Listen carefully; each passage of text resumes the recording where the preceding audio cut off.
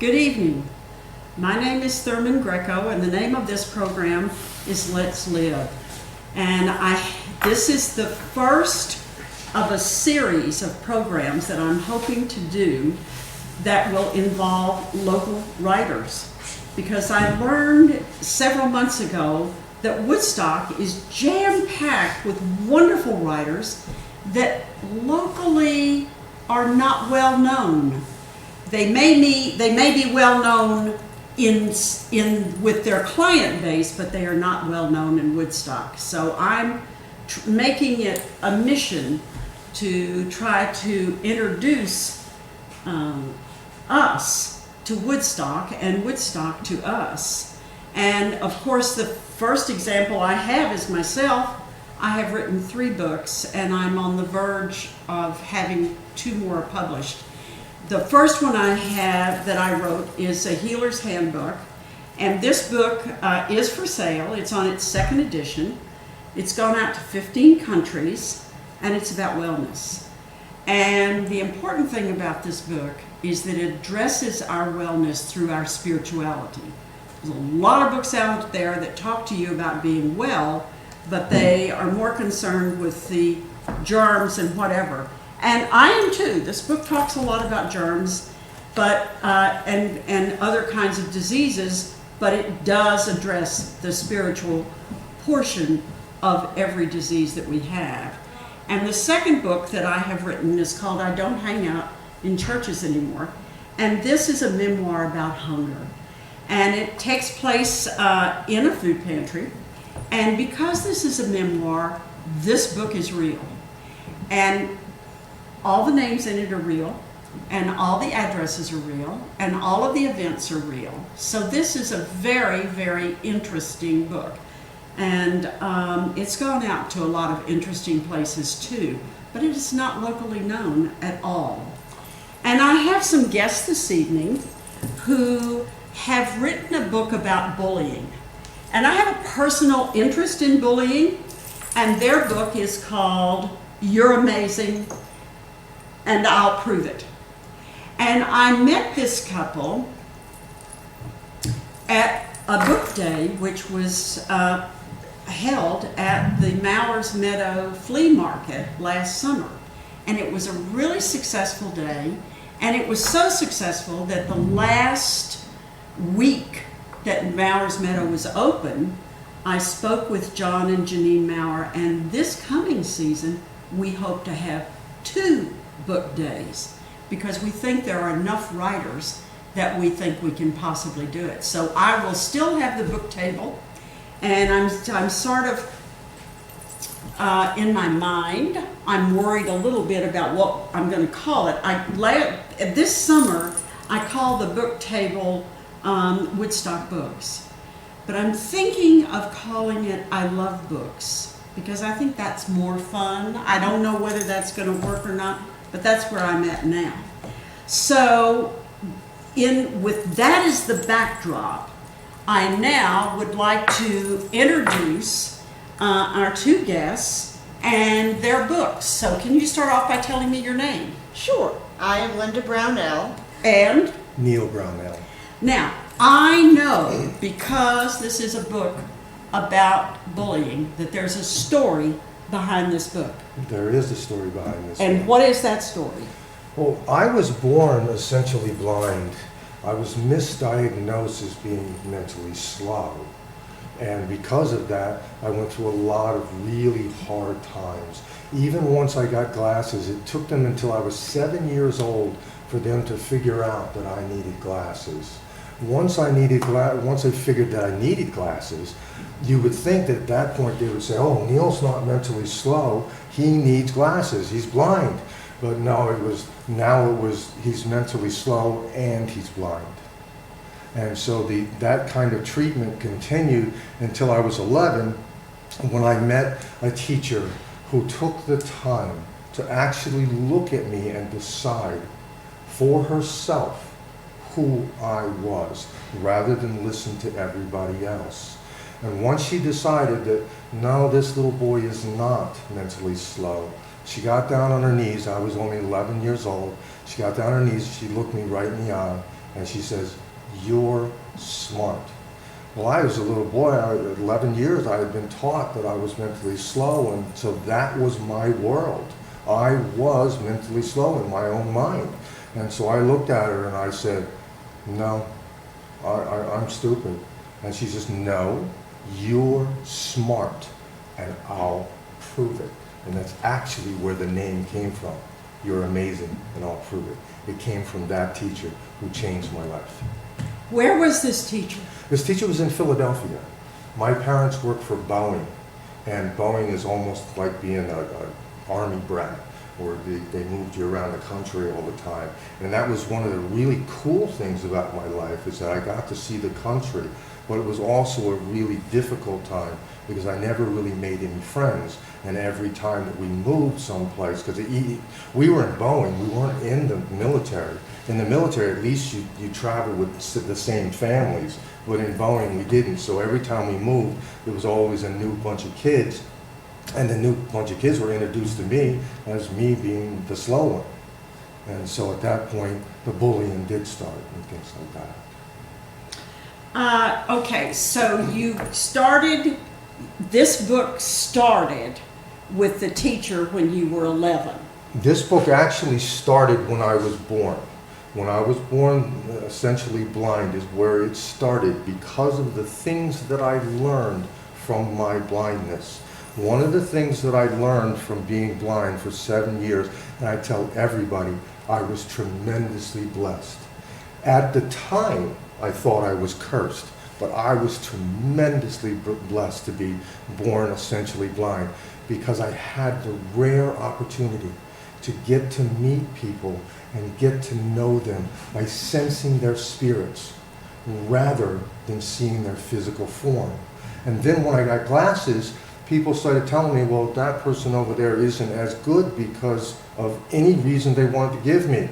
You know, female, black, whatever it was," and that's not what I was feeling. I said, "No, that's not right. No. We're all absolutely incredible. Every last one of us is absolutely incredible." And that's what my blindness taught me. So when did you decide, what happened to make you guys write this book? That's a very good question. I am an inventor at heart. I actually took an aptitude test. The Johnson O'Connor Institute is where I went, and they gave me all these tests and everything, and it was pretty funny because they tell you in this test that there's going to be many things you can't do well. So don't worry about it, just kind of move on to the next one, because there is going to be things that you do extremely well. And so once they got all done, they told me that I was an inventor. And Linda actually is my second wife. My first wife, Debbie, passed away. I met her in 6th grade, and what a wonderful woman. And I've been tremendously blessed to have two incredible women in one lifetime. Especially being an inventor's wife is not an easy thing. Oh, really? Well, we tend to go long periods of time without making a lot of money. Oh, I see. You know, okay. and so, but both these women have stuck with me and said, "Yeah, Neal, you're going down the right road. Keep going." I said, "But we're starting." They said, "No." I said, right. So because I am an inventor, I ask questions, and it makes no difference if that question makes you look like a genius or if it makes you look like an idiot. You have to ask the question, and then at that point you have to search out the answer. Well, one day, Linda and I have a house cleaning business that supplements our income. Remember, I just told you that we don't have a lot of money. Yeah. We're going forward, so we have a house cleaning business. Well, one day, I was cleaning a very brightly lit room. In this room, I looked up in the corner, and there was a large spider up in one of the corners. Okay. So I cleaned up the spider, and I cleaned up the room. I went into the very next room. The very next room is a guest bedroom. This room was almost always kept dark. In this room, there was a little bitty spider. So my inventor says, "Okay, why is there a big spider in a bright room and a little spider in a dark room?" After I thought about it for a little while, I realized that the bright room draws lots of bugs. Lots of bugs, lots of food. So that means that the big spider can survive there. But in the dark room, very few bugs. But it's plenty of food for the little spider.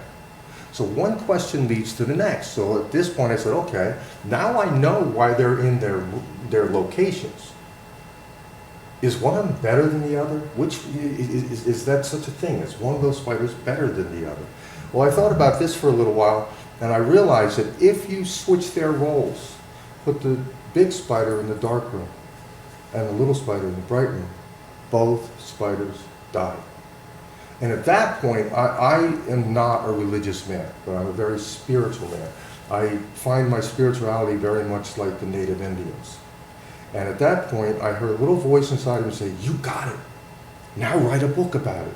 And I called Linda in the next room and I said, "Linda, I think I'm going to write a book about a big spider and a little spider." And I told you she supports me 100%. She says, "Okay, that sounds good." I'm like, "It sounds good? I have no idea what this book is about. None whatsoever." But I literally sat down and I started writing the book, and that's what caused me to start writing the book. How long ago was that? That was almost 6 years ago at this point. So how long did it take you to write that book? It actually took me, it's a really cool story because once I started writing, I thought it was a little children's book. I thought it was a book about a big spider, a little spider, a cat and a dog, comparing things like that. And once I got, 8 or 9 different situations, I'm like, there's got to be more to it than that. There just has to be. I don't know what it is. So I meditated and I thought about it, and some things started coming back to me that occurred in my life.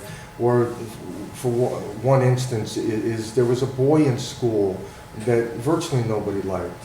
Everybody picked on him.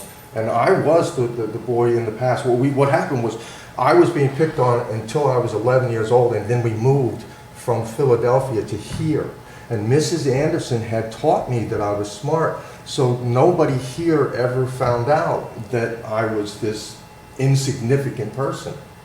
And so I refused to treat anybody else poorly, no matter what it brought to me, and I was going to defend them. So when I had Bobby on my basketball team, it was a gym basketball team, and I'm kind of cutting to the chase here. It was a gym basketball team. I picked him for my team, and everybody in class told me that I was crazy, that Bobby's useless, he'll never do anything. And I'm like, well, what's the difference? And this is cutting all the way to the end of the story, but let's face it, if we lost in a gym class or we lost anywhere else, it's a game. Right. This is a human being. Right. What's the worst thing that was going to happen having Bobby on my team? We were going to lose a game. So who cares? So Right. what, right? Yeah, so what? Well, I had practiced and worked really, really hard on my game. And you don't see me standing up, but I'm 6'4", and I was very, very good at basketball. And so when I picked my team, I also picked 3 other players that were also very good. And those players were on my team, and then there was Bobby. And so I said, okay, everybody, we're going to go out and we're going to play. Well, everybody started teasing Bobby, telling him, Bobby, you're useless, you're not going to do anything. Bobby literally put his hands in his pockets, and he walked up and down the court. He wouldn't even participate in the game. Now, I kept telling Bobby, I said, Bobby, I have no idea. But somehow, in my heart, I believe something's going to happen, and everything's going to be just fine. So you hang in there. You do not listen to these guys. Just hang in there. Well, after we played a number of games, my team was the best basketball team in gym class in that school. Well, we were picked to play an all-star team. The all-star team was made up of the players that I played with on my senior high school team. My senior high school team wound up being 7th in the state that year, so we were really, really good. But when we were picked to play this team, the All-Stars, I was told by everybody, Neal, you might as well not show up. Forget it. Don't even show up. I said, well, why don't you show up and we'll just find out what happens. Again, the worst thing that's going to happen is we're going to lose, right? And so we take the court, and the other 3 players I had on my team were very good, and Bobby just kept his hands in his pockets and he kept walking up and down the court. And we were playing, and the game kept going, and it was really close all the way through. And then just with about, 27, 28 seconds left on the clock, game was tied, and I fouled out. The star of the team fouls out. So I'm heading for the sidelines, and I'm thinking to myself, what can I do now that can help us? Because the other team has the ball. There's only 20-some seconds left on the clock. They can run the clock down, and they can take the last shot. If it goes in, they win. So I called a timeout. Had everybody come over to me. The 3 players that were actually playing basketball came over, and they huddled up next to me, but Bobby didn't. And I said, everybody be quiet, because they were all telling me how we were going to lose. Oh my goodness, we're going to lose now, we're going to lose. I'm like, no, relax. I said, Bobby, come here. Right, so Bobby comes over, and I told everybody, I said, this is Bobby's time. I said, I want you 3 guys to play the best defense you possibly can. The fact is that they're an all-star team. They don't play like a team. They play like individuals. So when they pass the ball in, if they pass it once, that's going to be a lot. So whoever has the ball, you cover them. When they put up their shot, they'll probably put it up with 2 or 3 seconds left. You guys get the rebound. I then looked at Bobby and said, Bobby, I want you standing underneath our hoop at the other end with your hands in your pockets. In other words, I want you acting just the way you always have, that you're not part of this game. Nobody's going to be paying attention to you. What's going to happen, they're going to get the rebound, they're going to pass it down to you. You catch the ball, you only have to make a layup, and you beat one of the best teams in the state.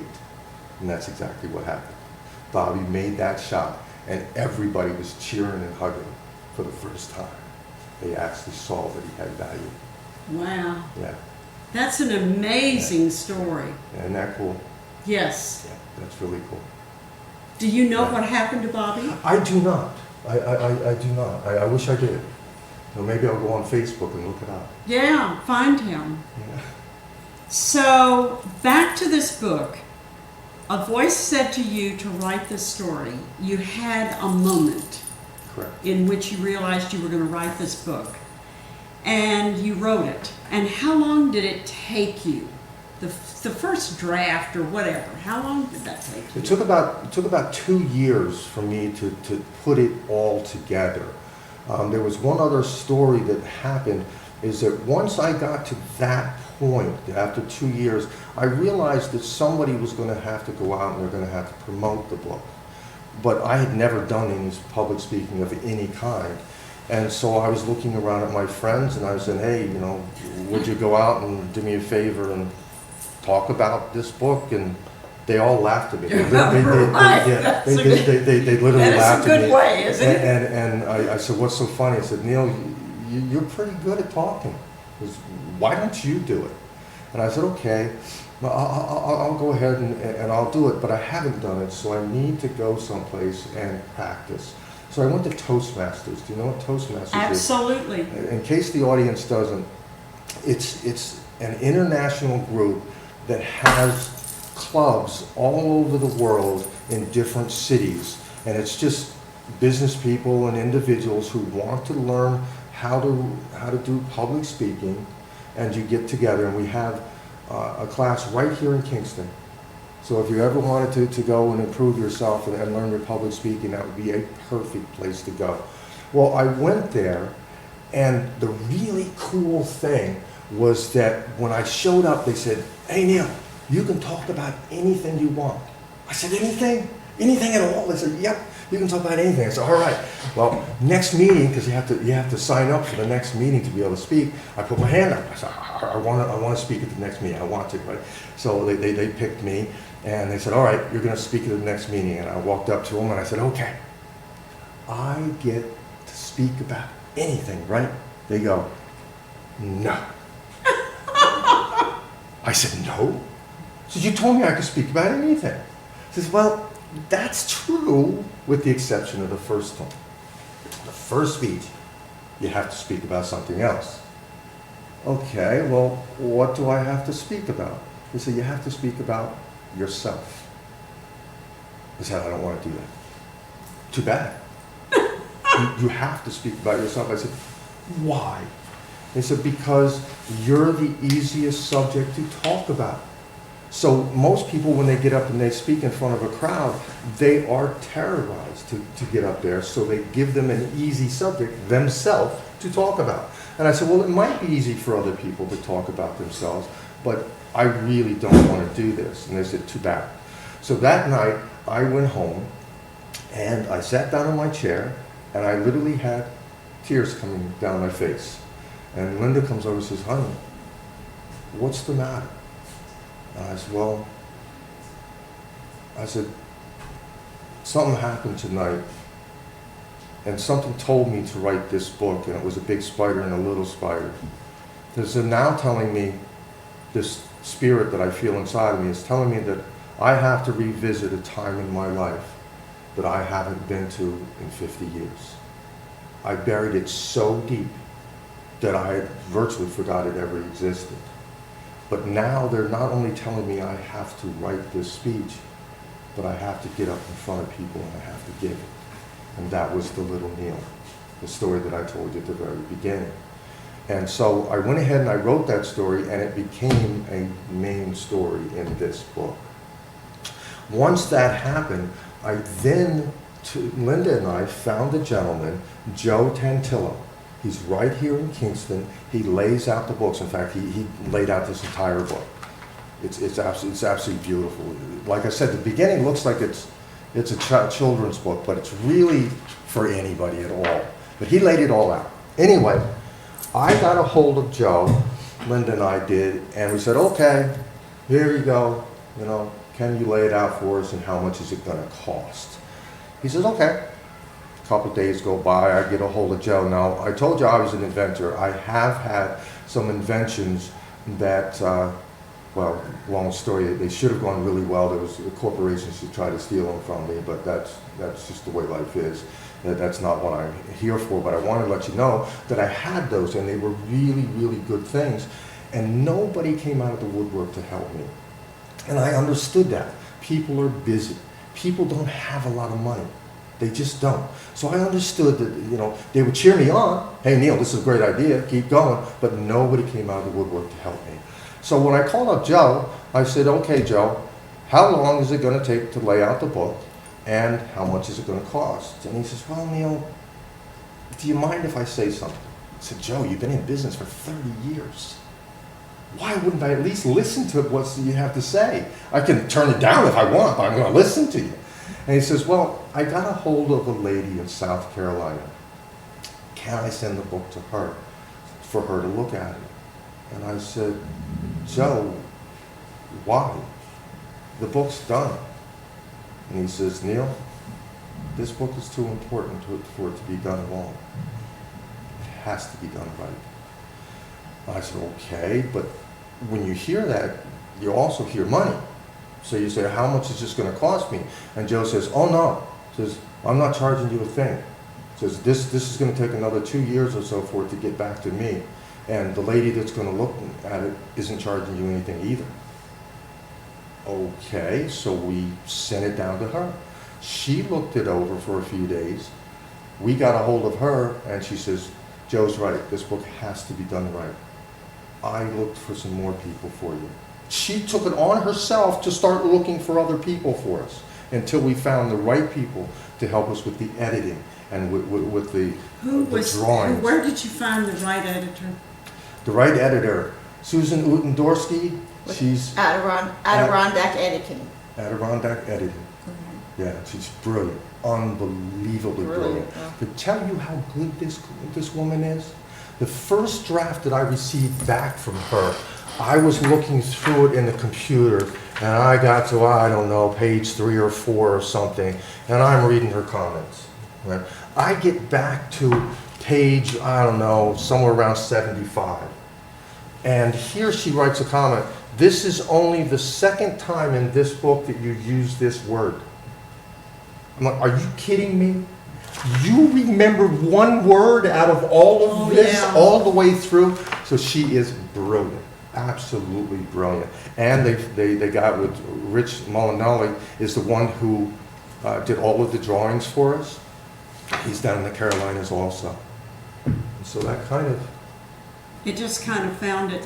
When you wrote this book, did you write it on a computer? Did you use a typewriter? I did. I wrote it on a computer. You wrote it on Yes, a I did. computer.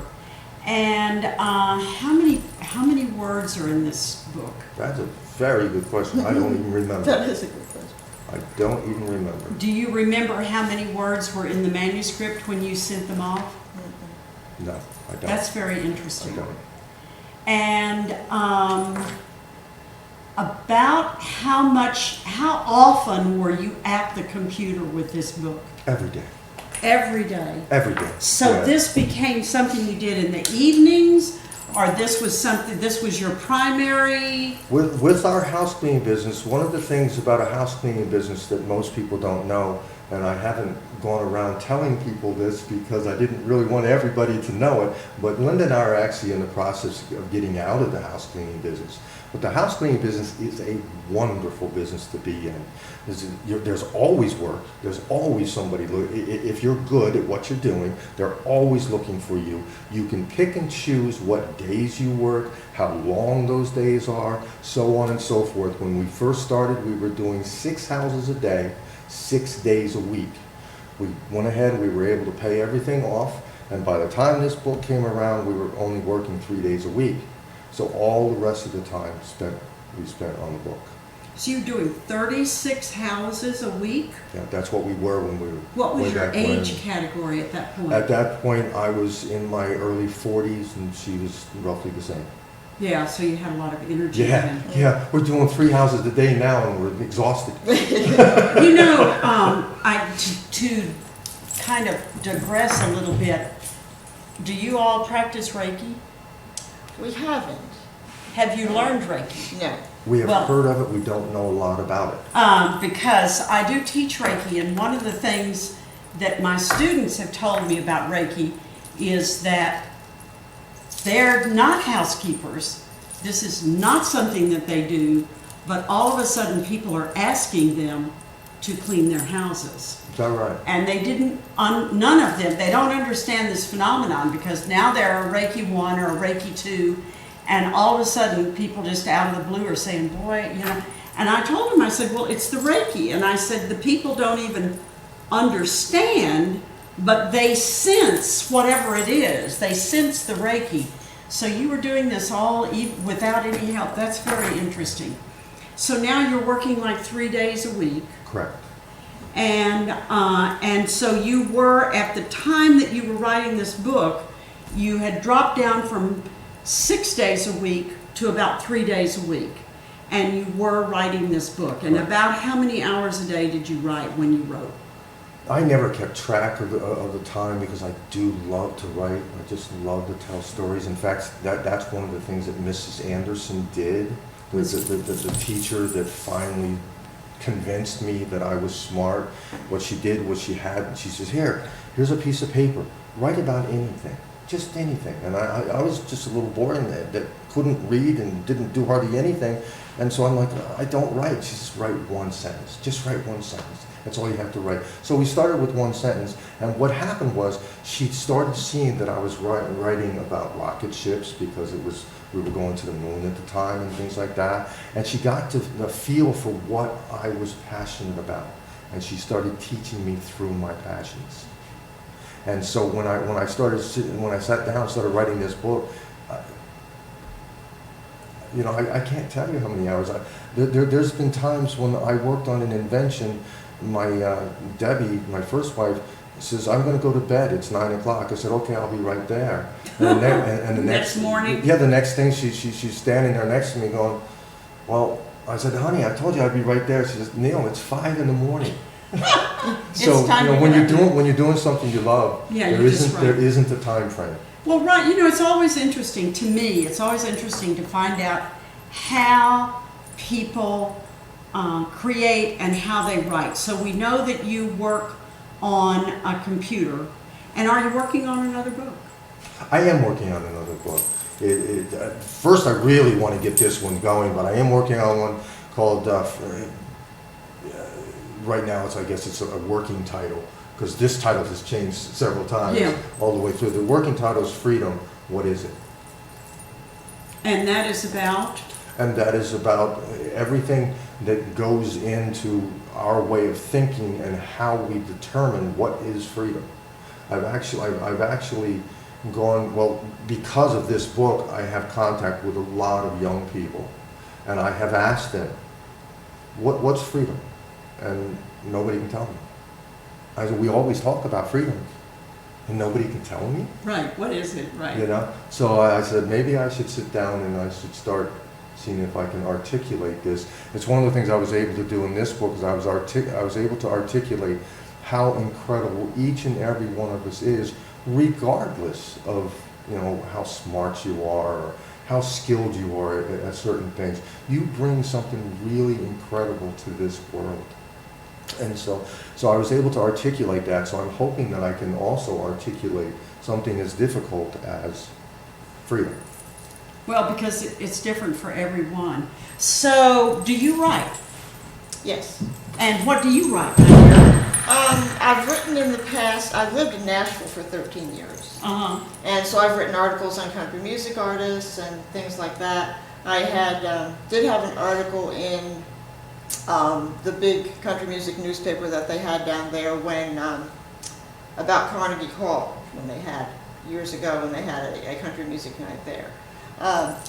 But right now what I would love, I'm working on, and I have been working on for quite a while, is a story about my family who had a boarding house up in Chapin. People in Woodstock would probably know the name McDaniel. We had a boarding house since, it was from right before the Civil War up until probably about, I'd say about 30 years ago it's been. So it was a wonderful way to grow up. We had a farm, and there were people there in the summer, and it was just great. So they became family. Yeah, they became family. Yeah. I've met many of them. Yeah, he's met a lot of them.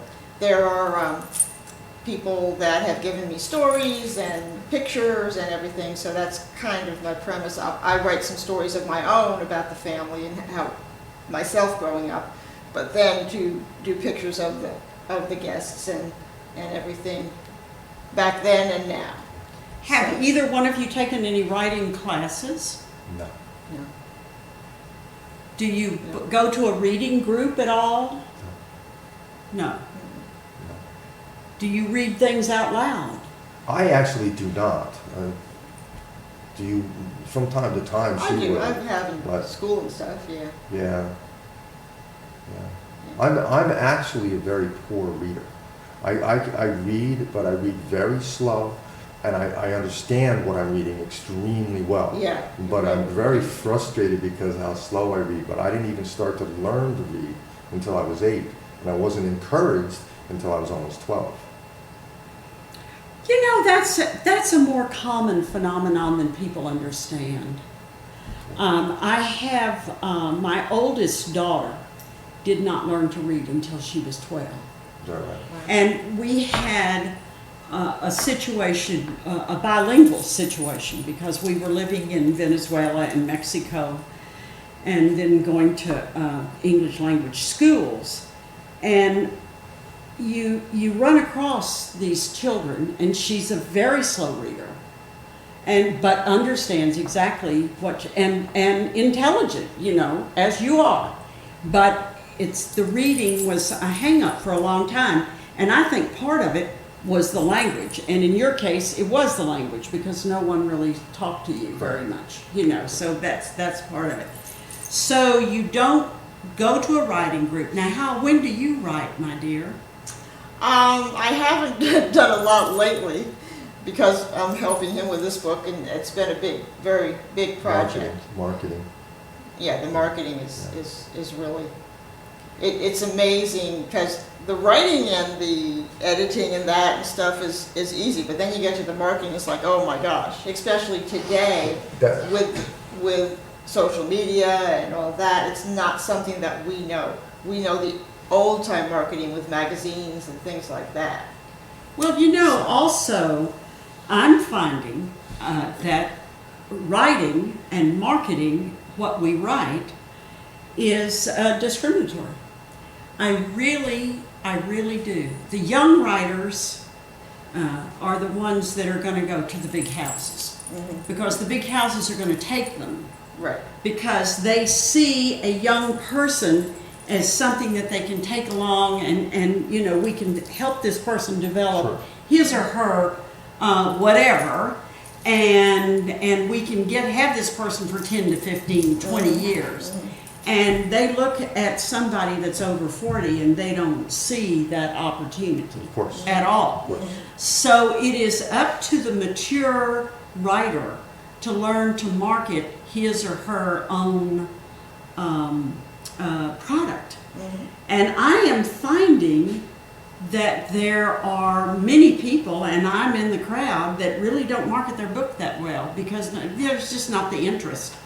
I have, now, Healer's Handbook has gone out to 15 different countries. That's wonderful. Because, but that's off the computer, that's off my website. Okay. You know, pure and simple. And the blog. People read the blog, they're interested in wellness, I have an interest there. The hunger book is very different because there are not very, I mean, there's wellness books everywhere. So there's a market, a built-in market for it. Right. There are very few books on hunger out there, and very few memoirs on hunger. And I mean, it just goes down to, it's worse than hen's teeth. So the market of people, and anybody, especially with the world the way it is today, if you want to read something, you don't want to read about hungry people. You've got enough problems. So there is that, you know. But I want to go back to the marketing, since both of you are doing it, because that was one of the things that impressed me about you, and I'm going to hold this book up. One of the things that impressed me about you guys at Book Day was the fact that you did have where'd you get the press kit? Joe, our layout gentleman, and myself, we put it together. I had my roommate and I in Nashville, when I lived in Nashville for 13 years, had a business called Cadet Promotions, and we did press kits we worked for a small record label, and we did press kits for their people. So, and I also worked for a lady who I'm still wonderful friends with, named Karen Taylor Good.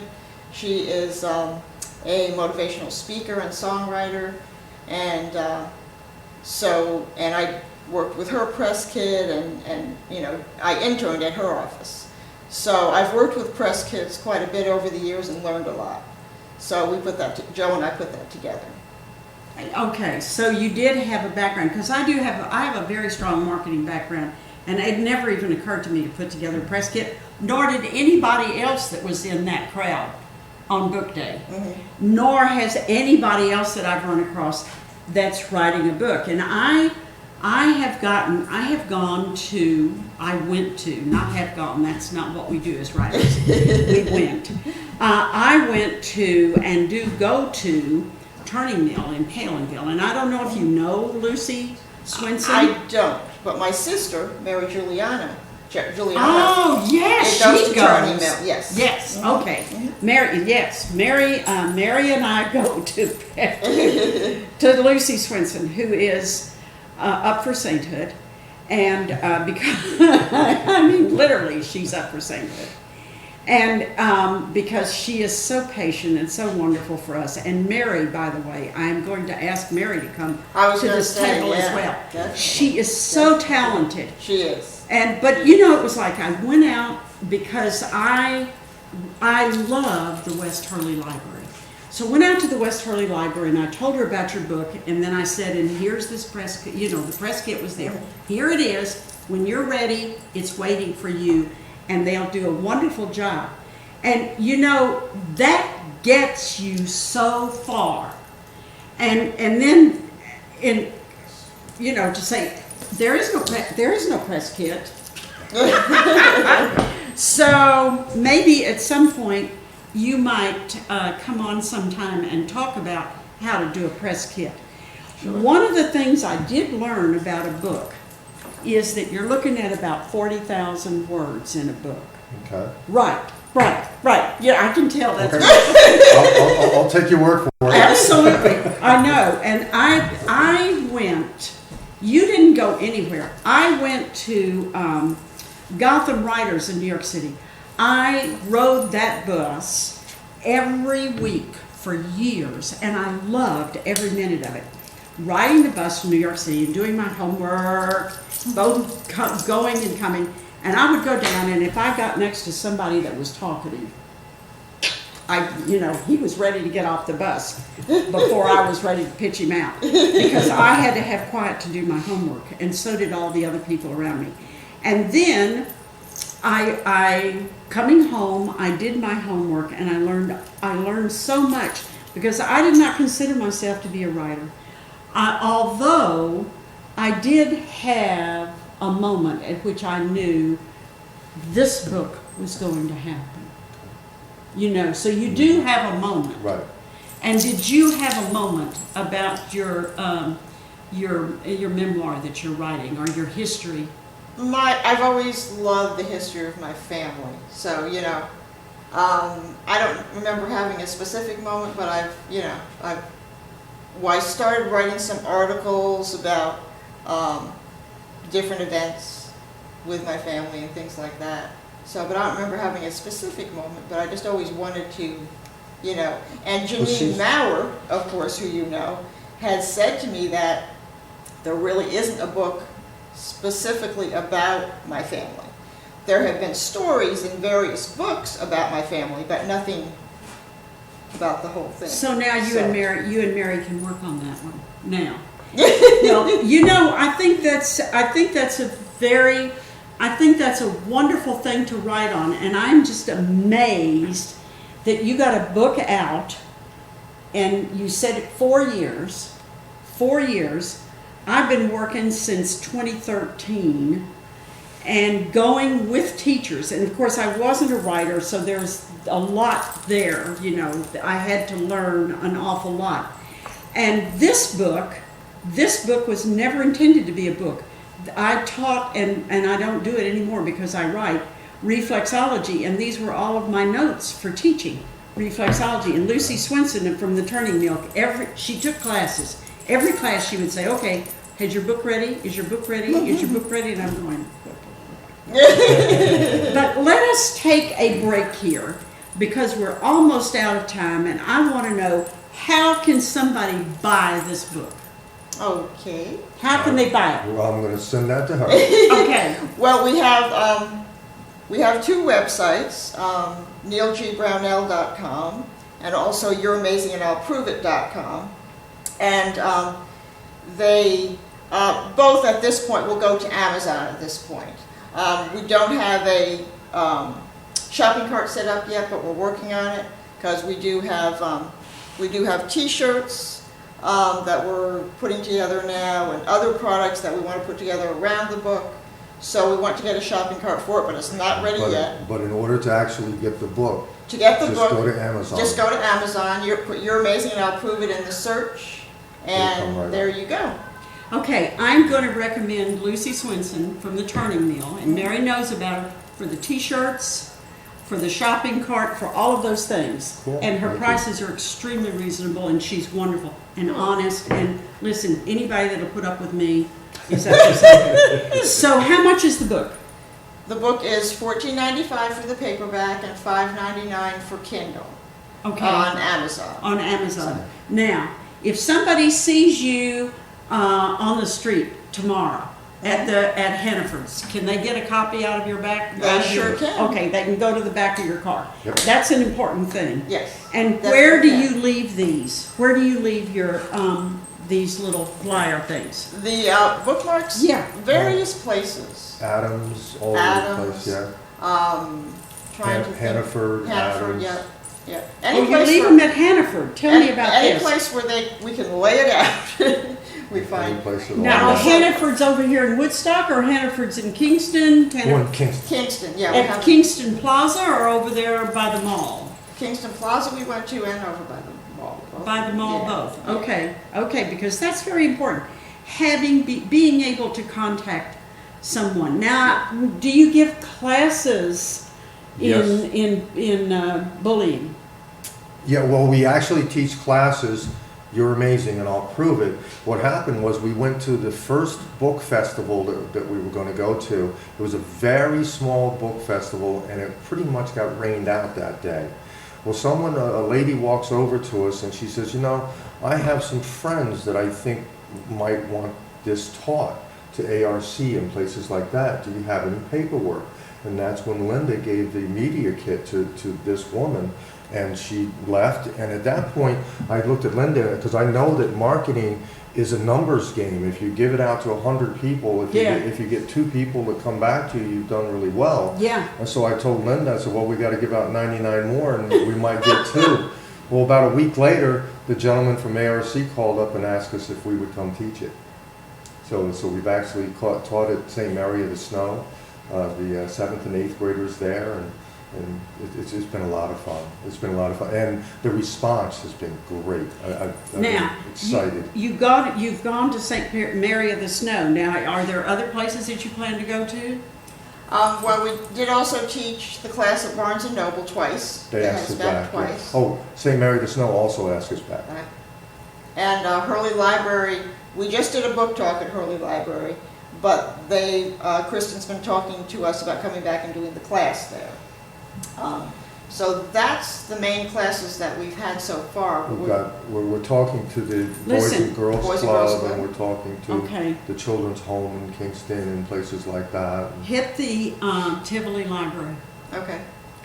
If you go over to Red Hook, they're kind of snotty. But the Tivoli Library is a jewel, because Tivoli, is 1 block long. Right. And they have this gorgeous library, and on the top floor is an auditorium. It's like a movie theater. That's cool. And if you get yourself something booked for later into the spring, you've got all winter to market for all these people, for all these schools, for, they can, you can put an entire school in that classroom, in that auditorium. Cool. So that's definitely something to go to. That's, and I'm trying to think of another, that library really has the best. A lot of libraries, if you're not a Simon & Schuster Scholastic, you can forget it. And that's fine. That's fine. I mean, I understand. Sure. I understand why. So once you know that, you just go a different route. Sure. Sure. And that's an important thing. And I think it's very, very important. Do you send out mailers? We haven't in a while. Well, So you work over the phone? Yeah, basically. Yeah, not mailers in the sense where we have a whole bunch of them we send out, Right. but we contact people via email or phone Right. or whatever, and then we'll mail everything out to them. We've been on several podcasts and things like that.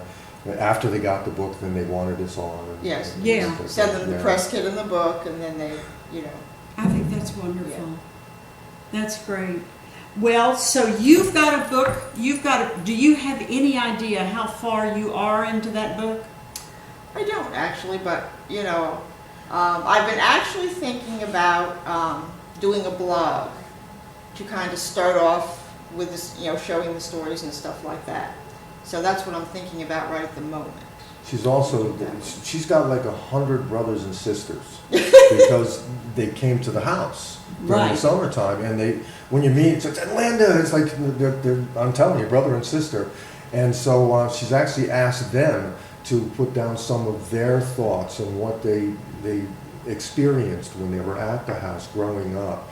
And remember when Dad did this or whatever, and it's really cool stuff. It's really, really cool stuff. A blog would be great. When I first started, I don't hang out in churches anymore. I didn't know which way the door opened. I knew nothing, truly nothing. The only thing I ever wrote was sign my name on a check. I mean, it was just, that was it, really. All of my life. I mean, just writing was not not in my consciousness. So I went out to Lucy, and Lucy set me up with a WordPress, which is very, very simple. And when you get this, when you start blogging, and you get this thing set up, and you see it as the closest you're going to get to a page, it makes a huge difference. It makes a huge difference. There is also a woman called Nina Amir, A-M-I-R. Okay. She has written a book called How to Blog a Book. Now, Lucy will I drove Lucy crazy with that book. But I'm telling you, she tells you exactly how to do it. And they'll tell you, she says, and this is what I have read, that if you write a blog, the first 2 years that you blog, nobody is going to read your book. Well, I not only had people reading my blog, but they were buying books. Nice. You know, so I had no one. I did it because of what Nina said. But she's got a built-in, you're going to get people. So I definitely recommend that. You cannot go wrong. Cool. And I think, now that you have not come here for suggestions, Yes, we have. Oh, yes, we Yes, we have. Nina Amir has said, and this is my little book. She said, when you write a big book, you need to write a couple of little ones, because stories come up, events happen. Yes, absolutely. And that just kind of resonated with me. And Nina Amir believes that it's one big book and 2 little books. So that, that kind of keeps, the publishing going, and it keeps your brain sharp. That sort of thing is Right, very sure. important. Sure. I am hopeful, I know we're down to just a few minutes. I'm hopeful that in 2020 that you will join me in a book day. Absolutely. Definitely. Absolutely. We're going to do one in June, and then we're going to do one in September, October, in the fall. Okay. Like this. And I'm going to have, like we did this summer, I'm going to have the book day, the book table. And one of the things that I am going to, and I didn't get it together this last time, I'm going to, and I'm telling you about it now, after the book day is over, if you guys have time to just drop by the table and just pretend like that table is yours. Okay. And because it's a kind of a cooperative thing, meet the people. That was an education. Actually there, seeing the people, seeing their faces, that kind of thing. Do you have that experience?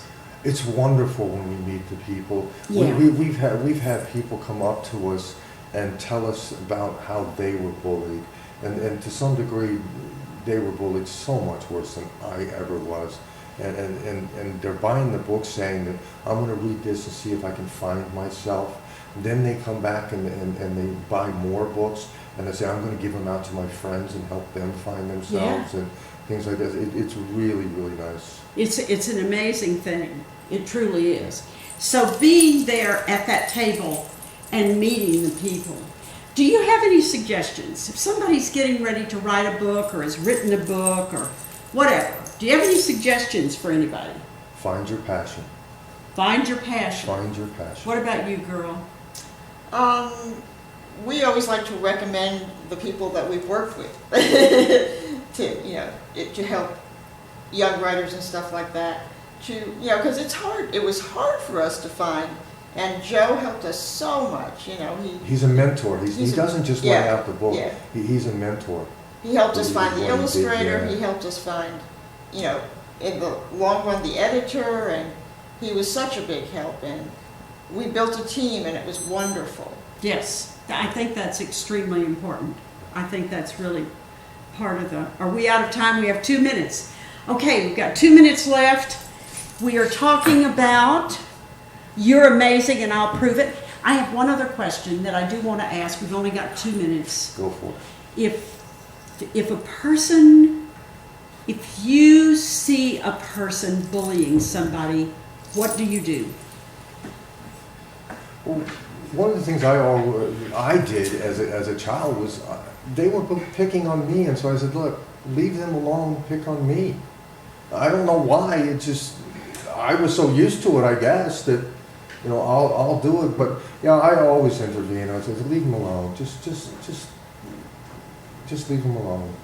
It's just not right. I mean, you actually hurt yourself more than you hurt anybody else. That's what I write in the book here. I give a scenario of where you do certain things. I said, okay, now let's look at this. Who have you hurt the most?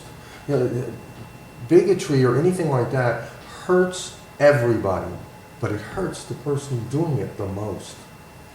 Yes, that's a wonderful, wonderful thing to end the program with. I think that's that's fabulous. And thank you so much. Thank you so much. This has been a wonderful program. This is cool. And thank you for coming, and I look forward to seeing you at Book Day in the spring and Book Day in the fall.